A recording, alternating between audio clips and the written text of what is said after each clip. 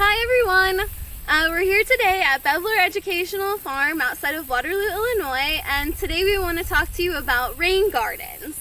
So if you don't know what a rain garden is, it's simply a shallow depression in your yard that's planted with native wildflowers and grasses.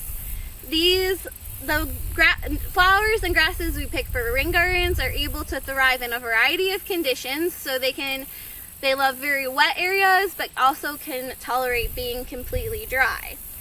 So the purpose of a rain garden is to gather, filter, and let rainwater slowly infiltrate back into the ground instead of running off to the nearest stream, water body, or into the sewer system. And this way it can provide habitat for wildlife and for people. So rain gardens are gaining popularity around the area. Today we're going to look at the rain garden here at Baebler Farm. But there's three main reasons that rain gardens are becoming so popular. First is they make good use of rainwater. You can utilize that rainwater instead of it being a nuisance. And allows it to, like I said, really filter into the ground and be used and replenish our groundwater supply.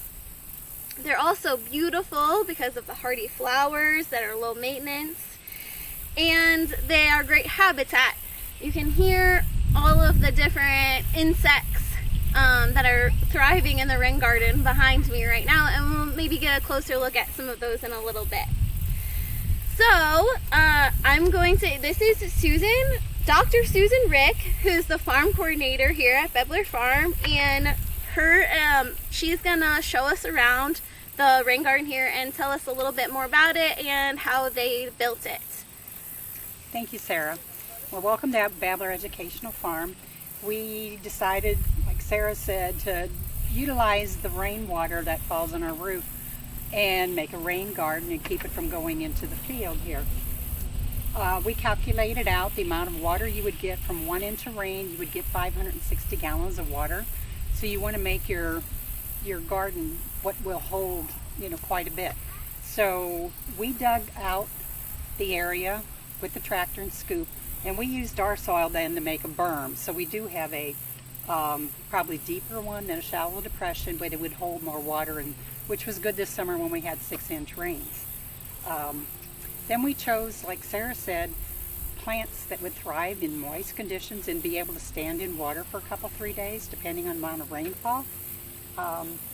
So we had help with the Missouri wildlife, native wildlife people, and we chose they have some preset ones, so we chose those, and it has a variety of flowers that'll bloom all year. We added irises, copper irises and blue flag irises that are early spring plants. And then we've got a mixture of cardinal flowers. This is Helen's flower. Helen's flower. White Doll's false asters. The red ones that are just about done are the cardinal flowers. We've got swamp milkweed. We have swamp milkweed, which right now we have a couple larvae on from the monarchs. We have rose mallow in the back. So we have a variety of flowers that bloom throughout the season and attract different bees and butterflies. Yeah. So there's also swamp milkweed here in the front and buttonbush, right? I thought I saw buttonbush. No. I made that one up, but buttonbush goes great in rain gardens too. We have a lot of those down in our ponds.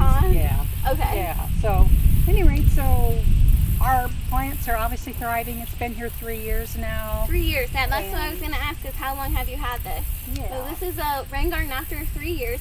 I guess the first year it probably looked a little bit more sparse. It did. I had to do more weeding. Yeah.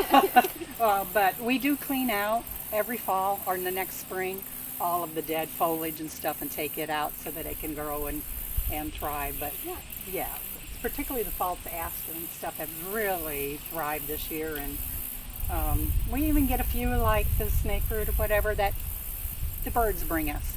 So anyway, so we do have native plants. You want to use native plants to your area so that they do support the native bee and butterfly populations. So I don't know if you can see this, Landon, but it's designed so that the rain comes off the roof into the gutter, then down this downspout here, and then they have a black pipe that leads to the start of the rain garden. Then, if it gets too full, there's an overflow pipe right over there. But Mike told me that it has never overflow. It's held all the rainwater right here from this side of the shed. So that's pretty cool. So if you're interested in starting a rain garden at your own house or your property, in our native plant sale going on right now, we have a rain garden starter pack available. It's an easy way to get started. And there's 5 species in that: cardinal flower, blazing star, river oats, blue flag iris, and slender mountain mint. And you can find that information on Heartlands Conservancy's website. There's a really cool event going on right now at Baebler Educational Farm. They're having their annual butterfly festival, which is usually a one-day event that's super cool, but COVID style, it's a month-long self-guided festival. So you can come out and grab We have packets of information that have checklist and scavenger hunt list and some information on where you can buy plants. Yeah. Games for kids. They're all in like little kid backpacks and they're under the kiosk. It'll have a map of the whole farm, so you can enjoy our gardens here, or you can go to the pollinator habitat, our wetland walkway, or any of our trails on the farm. Yeah, because this is just one small piece of habitat they have going on here. Further, all throughout the property, there's more habitat and a giant beautiful pollinator garden where there's tons of insects and butterflies to be found. We also have about 20 acres of prairies. Yeah. And some other conservation reserve programs, which were also to help with our washing, conserve our wetland. Yeah. So So great. So thank you for having us out here today and letting us show everyone your rain garden and talking with us. You're welcome.